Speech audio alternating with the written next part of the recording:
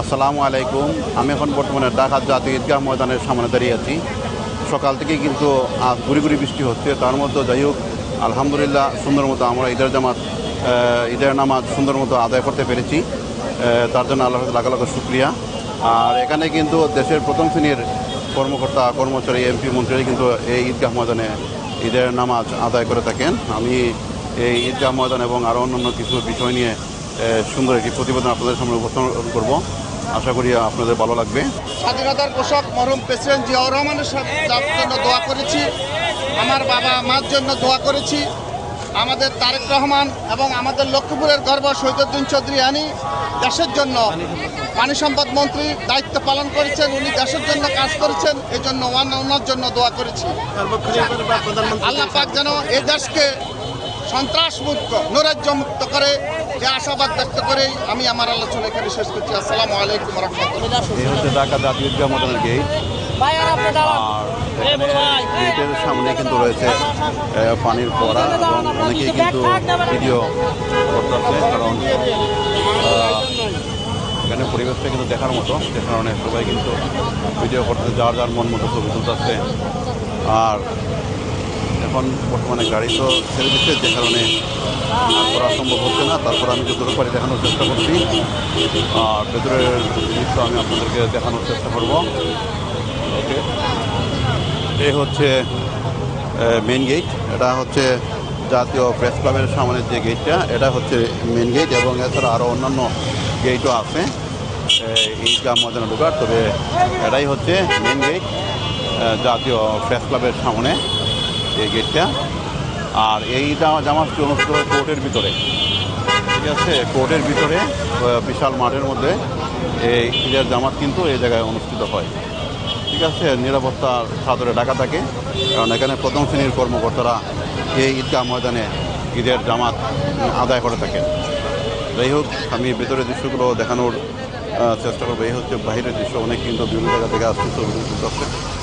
আমি ভেতরের দৃশ্য পুরা ফাঁকা, বোঝা যেমন প্রচুর মানুষ, কিন্তু আসলে পুরা ফাঁকা। আর এই যে তারা লাইন ধরছে, দেখেন লাইন দেখে বোঝা যেমন মানুষের কোনো সীমা নেই। এই গেটও এই অবস্থা, আর এই গেটও দেখেন একই অবস্থা। মানে বোঝা যায় যেমন মানে লাইনের কোনো সিরিয়ালের কোনো মেনটেন নেই, যে কারণে অবস্থা বোঝা যায় যেমন না জানি কত মানুষ, ঠিক আছে? দুইও গেটই একই অবস্থা, মানে একই অবস্থা। কিন্তু ভিতরের যে চিত্র, আমরা ভিতরে কিন্তু পুরো ফাঁকা দেখতেছি, ভিতরে কিন্তু সম্পূর্ণ ফাঁকা। হ্যাঁ, ঠিক আছে?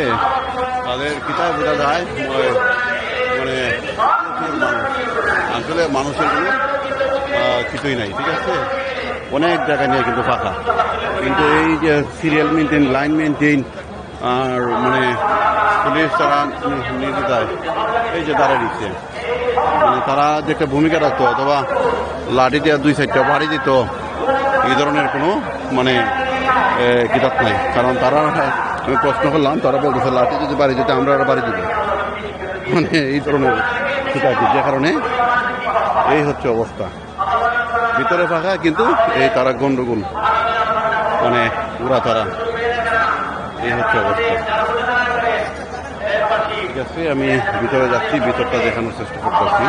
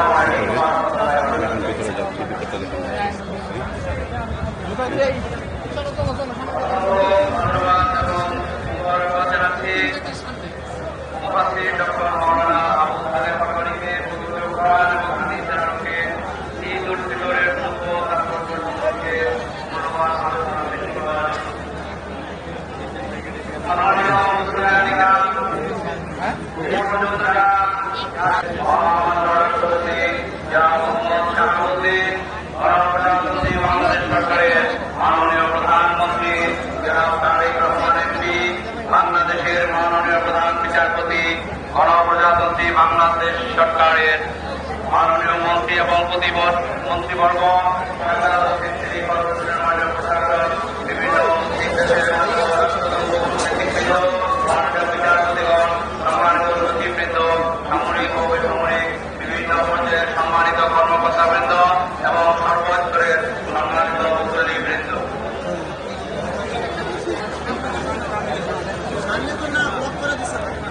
সম্মানিত মুসলিয়ানিরা, আমরা ইতিমধ্যে জেনেছি সকাল 8:30টায় আমাদের ঈদের জামাত অনুষ্ঠানের এই পর্যায়ে পবিত্র ঈদ উল ফিতরের গুরুত্ব ও তাৎপর্য বিষয়ে বয়ান, ঈদের জামাত পরিচালনা, খুতবা প্রদান এবং দোয়া ও মোনাজাত পরিচালনা করবেন বাইতুল মুকাররম জাতীয় মসজিদের সম্মানিত খতিব আল্লামা মুফতি মাওলানা মোহাম্মদ আব্দুল মালিক হাফিজাহুল্লাহ। আমি সম্মানিত খতিব মহোদয়কে পবিত্র ঈদ উল ফিতরের গুরুত্ব ও তাৎপর্য বিষয়ে বয়ান, ঈদের জামাত পরিচালনা, খুতবা উপস্থাপন এবং দোয়া মোনাজাত পরিচালনা করার জন্য সবিনয় অনুরোধ জানাচ্ছি। সম্মানিত মুসলিয়ানি গ্রাম, বাইতুল মুকাররম জাতীয় মসজিদের সম্মানিত খতিব আল্লামা মুফতি মাওলানা মোহাম্মদ আব্দুল মালিক হাফিজাহুল্লাহ।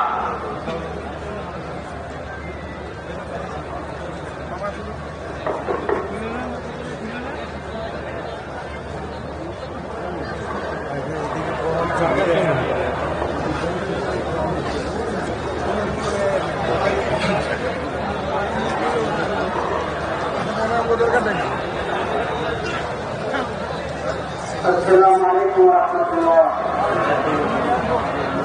تقبل الله منا وأشهد أن لا إله إلا الله وحده لا شريك له وأشهد أن محمدا عبده ورسوله. اللهم صل على سيدنا مولانا محمد النبي الأمي وعلى آله وصحبه وسلم تسليما. الله أكبر الله أكبر لا إله إلا الله والله أكبر الله أكبر لله الحمد.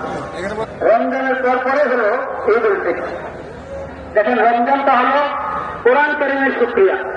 আল্লাহ তাআলা কোরআন কারীম এই হেদায়েতের কিতাব আমাদেরকে দান করেছেন রমজান মাসে। রমজান মাসে প্রথমে অবতীর্ণ হওয়া শুরু হয়েছে লাইলাতুল কদরে কোরআন কারীম। আল্লাহ তাআলা বলেছেন, রমজানে তোমরা এই কোরআন লাভ করেছ, তবে রমজান মাসে যে উপনীত হবে সেজন্য রমজানের রোজা রাখে। ফামান শাহিদা মিনকুমুশ শাহরা ফালিয়াসুম। কোরআনের শুকরিয়া হিসেবে রমজান, কারণ কোরআনের মধ্যে আমরা পেয়েছি হেদায়েতের কথা, কোরআনের মধ্যে পেয়েছি আমরা আল্লাহর নিদর্শন, কোরআনের মধ্যে পেয়েছি আমরা ফুরকান। ফুরকান কি? ফুরকান হলো পার্থক্যকারী। কোরআনের দ্বারা আমরা হক বাতিলের মাঝে পার্থক্য করতে পারি, কল্যাণ অকল্যাণের মাঝে পার্থক্য করতে পারি। কোরআনের দ্বারা আমরা হক বাতিল এবং কল্যাণ অকল্যাণের মাঝে পার্থক্য করতে পারি। হেদায়েত এবং গোমরাহ। আল্লাহু আকবার লা ইলাহা ইল্লাল্লাহ আল্লাহু আকবার আল্লাহু আকবার লিল্লাহিল হামদ। আল্লাহু আকবার আল্লাহু আকবার লা ইলাহা ইল্লাল্লাহ আল্লাহু আকবার আল্লাহু আকবার লিল্লাহিল হামদ। সম্মানিত আমাদের মাঝে উপস্থিত হয়েছেন গণপ্রজাতন্ত্রী বাংলাদেশ সরকারের মাননীয় প্রধানমন্ত্রী জনাব তারেক রহমান এমপি। আপনারা সবাই বসুন, আপনারা সবাই বসুন। আপনারা গুরুত্বপূর্ণ আলোচনা চলছে, আপনারা ধৈর্য সহকারে আলোচনা শ্রবণ করুন। আপনাদের সকলের আন্তরিক সহযোগিতা আমরা কামনা করছি। আমরা সবাই বসে পড়ি।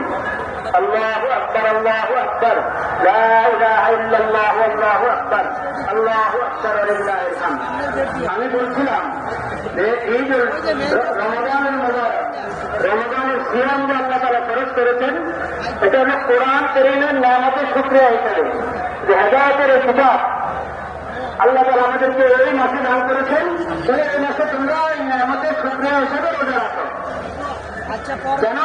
কারণ এটা কোরআন আল্লাহ রাব্বুল আলামিনের আখিরি কিতাব, সর্বশেষ হেদায়েতের কিতাব, যা আল্লাহর পক্ষ থেকে অবতীর্ণ হয়েছে। এবং এই কোরআন হলো হেদায়েতের কিতাব। আখিরি নবী, সর্বশেষ নবী, বিশ্ব হযরত মুহাম্মদ মুস্তাফা সাল্লাল্লাহু আলাইহি ওয়াসাল্লামের উপর অবতীর্ণ হয়েছে। এই কোরআনে রয়েছে আল্লাহ রাব্বুল আলামিনের সকল নিদর্শন। এই কোরআনে রয়েছে আল ফুরকান, হুদাল লিন-নাসি ওয়া বায়িনাতিন মিনাল হুদা ওয়াল ফুরকান। ফুরকান অর্থ হলো পার্থক্যকারী। কোরআনের মাধ্যমে আমরা হক বাতিলের মাঝে পার্থক্য করতে পারি, হেদায়েত এবং গোমরাহির মাঝে পার্থক্য করতে পারি, কল্যাণ এবং অকল্যাণের মাঝে পার্থক্য করতে পারি, সুন্নাত এবং বেদাতের মাঝে পার্থক্য করতে পারি, তাওহীদ এবং শিরকের মাঝে পার্থক্য করতে পারি। কোনটা সঠিক শব্দটা, শুদ্ধ এবং নিরাপদ শব্দটা, আর কোনটা বক্র সভ্যতা, অপবিত্র এবং বিশ্রী সভ্যতা, এই দুটোর মাঝে পার্থক্য আমরা কোরআনের মাঝে করতে পারি, কোরআনের মাধ্যমে করতে পারি। এজন্য কোরআনের নাম হলো আল ফুরকান। আল ফুরকান কোন পথে সমাজ পরিচালনা হলে, রাষ্ট্র পরিচালনা হলে শান্তি আসবে, নিরাপত্তা আসবে, আমানত রক্ষা হবে, ঈমান রক্ষা হবে, এটা আমরা কোরআন কারীমের থেকে হেদায়েত দিতে পারি।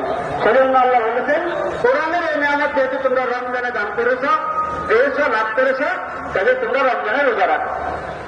রোজা যখন আদায় করতে পারলাম, রমজানের মতো এই বরকতপূর্ণ মাস আমরা হক আদায় করতে পারলাম, যতটুকু পেরেছি আল্লাহ মেহেরবানি, আল্লাহর রহমত। সেজন্য এখন শুকরিয়া হিসেবে আজকে ঈদ উল ফিতর। ঈদ উল ফিতর হল রমজানের রোজার নিয়ামতের শুকরিয়া। সেজন্য এই দিন আল্লাহ পড়ার পর রুকুতে যাওয়ার আগে বাস আল্লাহু আকবার বলে আপনি হাতে দেবো, ছেড়ে দেব, আল্লাহু আকবার বলে হাতে দেবো, ছেড়ে দেব, আল্লাহু আকবার হাতে দেবো, বেঁধে ফেলব। তারপরে সূরা কেরাত হবে, ফাতিহা সূরা, এরপরে রুকু সাজদা, দ্বিতীয় রাকাত শুরু হবে, সূরা ফাতিহা সূরা পড়া হবে, রুকুতে যাওয়ার আগে আরেক চিন্তা দেখবে, আল্লাহু আকবার হাতে দেবো, ছেড়ে দেব, আল্লাহু আকবার হাতে দেবো, ছেড়ে দেব, আল্লাহু আকবার হাতে দেবো, ছেড়ে দেব। এরপর আল্লাহু আকবার বলা হবে, এটা হলো রুকু তাকবীর। চতুর্থ তাকবীর যেটা হবে রুকু তাকবীর, এই তাকবীরে পর আমরা রুকুতে যাব। আল্লাহ তাআলা আমাদের সিয়ামের কি বলে সানার পরে, তকবীরটা সানার পরে, তাহলে আমরা তকবীরে তাহরিম আকবার সানা করবো, তারপরে তকবীর অতিরিক্ত তকবীরগুলো হবে। আমরা সকলে দাঁড়িয়ে ডানে বামে দেখে কাতার সোজা করি, সামনের কাতার গুলো আগে পুরা করি। আমি আপনার অনুমতি নিয়ে কাতারের মাঝখানে রাখি। নামাজ শুরু হবে, নামাজ শুরু হবে, নামাজ শেষ হওয়ার পর আবার আসবে। দেখতেই যে সেটাই ধন্যবাদ। তাই সাংবাদিক ভাইদের আল্লাহু আকবার, আল্লাহু আকবার ওয়ালিল্লাহিল হামদ, আল্লাহু আকবার, আল্লাহু আকবার, লা ইলাহা ইল্লাল্লাহ, আল্লাহু আকবার, আল্লাহু আকবার ওয়ালিল্লাহিল হামদ। ইবাদাল্লাহ, ইন্নাল্লাহ সুবহানাহু ওয়া তাআলা আকরামানা বিশাহরি রমাদান আল মুবারক ওয়া আরকাফাহু বিশাওয়াল মুকাররম بعيد الفطر، وإن لكل قوم عيدا وهذا عيدنا، كما قال نبينا خاتم النبيين وسيد المرسلين ورحمة للعالمين محمد بن عبد الله صلى الله عليه وعلى آله وسلم. وإن الله سبحانه وتعالى أكرمنا بالعيد السعيد، بالعيد الطاهر، الطاهر من كل جاهلية ومن كل شيء من شوائب البدعة والكفر والشرك. فنحمد الله سبحانه وتعالى على أن رضي لنا الإسلام دينا وأتم علينا نعمه. نقول في صباحنا وفي مسائنا عن صميم القلب رضيت بالله ربا وبالإسلام دينا وبمحمد صلى الله عليه وسلم نبيا. رضيت بالله ربا وبالإسلام دينا وبمحمد صلى الله عليه وسلم نبيا. رضيت بالله ربا وبالإسلام دينا وبمحمد صلى الله عليه وسلم نبيا.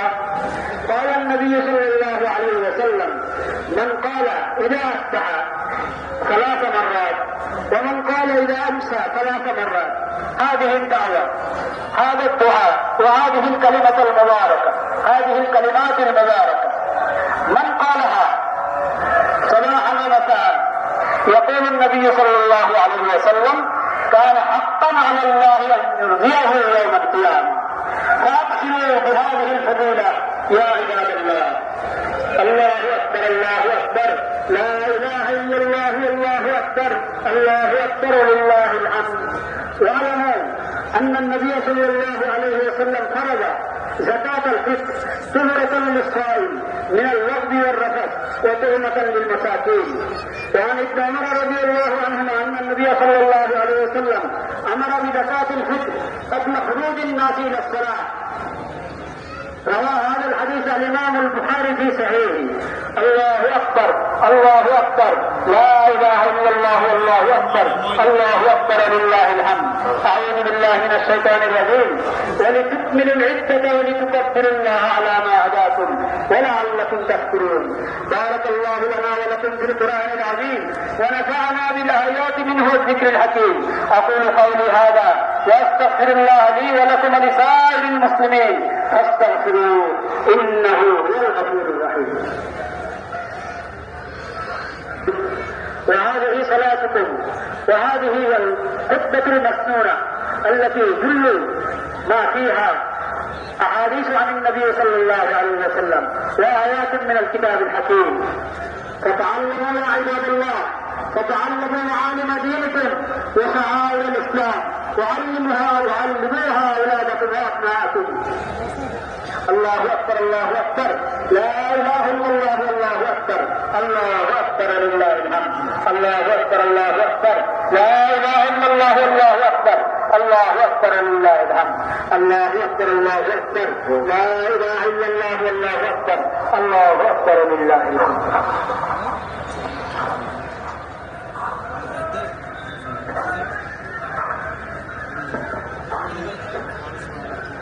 এই দিনের যে মূল কাজ নামাজ, ঈদুল ফিতরের 2 রাকাত নামাজ, তারপরে খুতবা, সেটা হয়ে গেল আলহামদুলিল্লাহ। আল্লাহ রাব্বুল আলামিন সাহায্য করুন। দেওয়া যায় কোনো দেওয়া যায়। সম্মানিত মুসল্লিয়ানে কেরাম, আপনাদের সবাইকে জাতীয় ঈদগাহে ঈদের জামাতে শরীক থাকার জন্য অসংখ্য ধন্যবাদ এবং কৃতজ্ঞতা জ্ঞাপন করছি। আবারও সবাইকে জানাচ্ছি ঈদ মোবারক ঈদ মোবারক ঈদ মোবারক। মোনাজাতের মাধ্যমেই আজকে আমাদের এই অনুষ্ঠান সমাপ্ত হবে। আমরা একটি ঘোষণা দিচ্ছি, আমরা দেখছি পিছনে অসংখ্য মুসল্লি, মাঠের বাইরে অসংখ্য মুসল্লি রয়েছেন যারা জাতীয় ঈদগাহে ঈদের জামাতে অংশগ্রহণ করার সুযোগ পান নাই। তাদের জন্য অবহিত করছে বাইতুল মোকাররম জাতীয় মসজিদে এখনো 3টি জামাত বাকি রয়েছে, সকাল 9টায়, সকাল 10টায় এবং সকাল 11:15টায়। আপনাদেরকে বাইতুল মোকাররম জাতীয় মসজিদে যারা নামাজ পান নাই তাদেরকে জামাতে অংশগ্রহণের জন্য আহ্বান জানাচ্ছি। এই পর্যায়ে আজকের এই ঈদগাহে জাতীয় ঈদগাহে মোনাজাত পরিচালনা করছেন বাইতুল মোকাররম জাতীয় মসজিদের সম্মানিত খতিব আল্লামা মুফতি মাওলানা মোহাম্মদ আব্দুল মালিক হাফিজাউল্লাহ। আমরা ইস্তেগফার করি, দরুদ শরীফ পড়ি এবং তাসবিহাত করি। আস্তাগফিরুল্লাহ লা ইলাহা ইল্লা হুয়াল হাইয়ুল কাইয়্যুম লা হাওলা আস্তাগফিরুল্লাহ লা ইলাহা ইল্লা হুয়া আরহামুর রাহিম।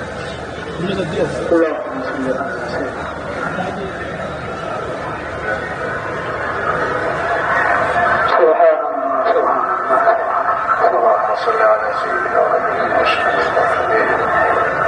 الحمد لله.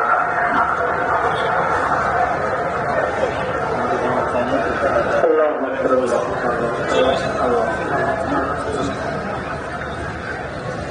الحمد لله رب العالمين والصلاة والسلام على سيد المرسلين وعلى آله وصحبه أجمعين. ربنا ظلمنا أنفسنا وإن لم تغفر لنا وترحمنا لنكونن من الخاسرين. آمين. ربنا آتنا في الدنيا حسنة وفي الآخرة حسنة.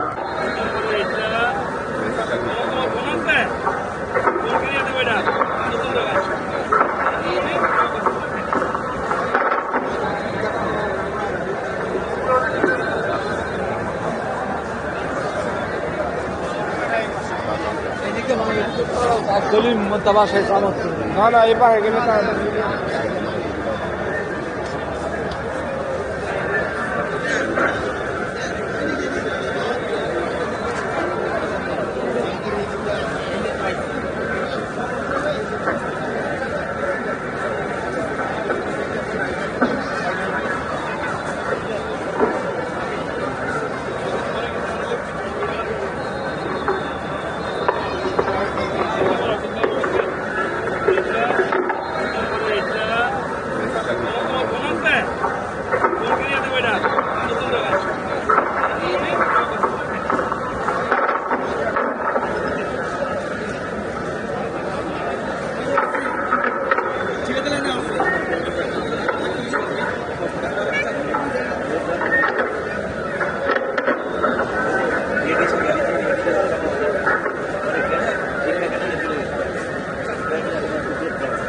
কারণে অনেক দূর দূরান্ত থেকে মানুষ এই জায়গার মধ্যে আসে ঈদের জামাত আদায় করে থাকেন এবং এখানে পুরুষ মহিলা নির্বিশেষে সবাই আসে প্রতি বছরই 8:30 জামাত অনুষ্ঠিত হয়।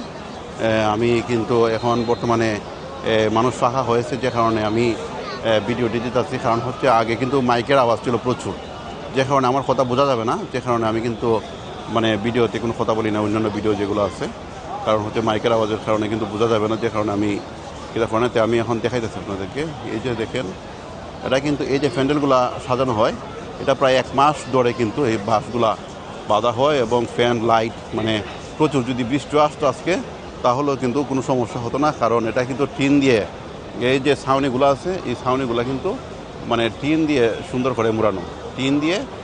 করে মোড়ানো, যাতে বৃষ্টি আসলেও যাতে কোনো প্রকারের সমস্যা না হয়। এবং তলে কিন্তু কার্পেট আছে, ডাবল কার্পেট। আমি আপনাদেরকে দেখানোর চেষ্টা করতেছি। এই দেখেন, ডাবল কার্পেট, ঠিক আছে। তলে আরও কার্পেট আছে, যাতে বৃষ্টি আসলে কোনো সমস্যা না হয়। এই রকম আর কি সিস্টেম করে এটা সুন্দর করে সাজানো হয়েছে এই জায়গাটা। কারণ যেহেতু এখানে বাংলাদেশের যে প্রথম সারির প্রথম শ্রেণীর কর্মকর্তা এবং এমপি মন্ত্রীরা আসবেন, যে কারণে এটারে কিন্তু আলাদাভাবে ডেকোরেশন করা হয়। প্রায় 1 মাস যাবত এটারে জাতীয় ঈদগাহ ময়দানটি ডেকোরেশন করা হয় এবং এটা কোর্টের ভিতরে পড়ছে, আমরা যে কোর্টের ভিতরে পড়ছে। এবং প্রেস ক্লাবের সামনে আসলেই কিন্তু আপনি জাতীয় প্রেস ক্লাবের সামনেই তার মেন গেটটা, ওটা দিয়ে প্রেস ক্লাবের সামনে আসলে আপনি মেন গেটে ঢুকবেন। এবং আরও অন্যান্য গেট আছে, শাহবাগের দিকেও আছে, দুয়েল চত্বরের দিকে তো আছে, মৎস্য ভবনের দিকে তো আছে, অনেক গেট আছে কিন্তু যেদিকে মন সেই দিকে ঢুকা যায়। তবে মেন গেটটা হচ্ছে প্রেস ক্লাবের সামন দিকে হতে এটার মেন গেট, ঠিক আছে। আমি আপনাদেরকে ভিডিওটি দেখানোর চেষ্টা করলাম, কারণ হচ্ছে ঈদগাহ ঢাকা জাতীয় ঈদগাহ ময়দানে কিন্তু সবসময় ঈদের জামাত কিন্তু আদায় করা সম্ভব হয় না। আজকে যাই হোক একটু সময় পেয়েছি, যে কারণে ঈদের জামাত কিন্তু এই জায়গাতে আদায় করতে আল্লাহ সক্ষমতা দিছে। কারণ সবসময় কিন্তু এখানে জামাত আদায় করা সম্ভব হয় না, কারণ আর ঈশ্বর মানুষই তো গ্রামের বাড়িতে ঈদ করে তো বা যে কোনো জায়গায় ঈদ করে, আর এখানে তো আসা তো অনেক কষ্টসাধ্য ব্যাপার। যারা ঢাকাতে অবস্থান করে তারা লাগে হয়তো অনেক কিছু, আমরা তো আর ঢাকাতে অবস্থান করি না, যে কারণে আমাদের জন্য এটা দুঃসাধ্য ব্যাপার। যে কারণে যাই হোক একটা উসিল্লায় এই ঢাকা জাতীয় ঈদগাহ ময়দানে আজকে ঈদের জামাত আদায় করতে পারছি, সেজন্য আল্লাহর কাছে অশেষ শুকরিয়া। কারণ আবার বেঁচে থাকলে কবে দেখা হবে জানি না, কারণ তারপরেও ভাবলাম একটা ভিডিওটা করে নেই, স্মৃতি হিসেবে হয়তো স্মৃতির অ্যালবামে রেখে দিব আর কি। এই কারণে ভিডিওটা করলাম ঢাকা জাতীয় ঈদগাহ ময়দান। আর এখানে এমন একটা জামাত নারী পুরুষ সবাই মিলে একত্রিত হয়ে এই জায়গার মধ্যে নামাজ পড়তে পারে। তবে মহিলাদের জন্য আলাদা ব্যবস্থা আছে অন্য সাইটে, আর পুরুষদের জন্য এই সাইটে কি মহিলাদের জন্য আলাদা সাইট আছে। তো যাই হোক, ভালো লাগলো মোটামুটি। আর পরিবেশটা অবশ্য বৃষ্টি প্রচুর আসার সম্ভাবনা ছিল, কিন্তু আল্লাহর রহমতে বৃষ্টিটা আসে নাই। মোটামুটি সুন্দরভাবেই ঈদের জামাত আদায় করা গেছে। যাই হোক, শুকরিয়া আল্লাহর।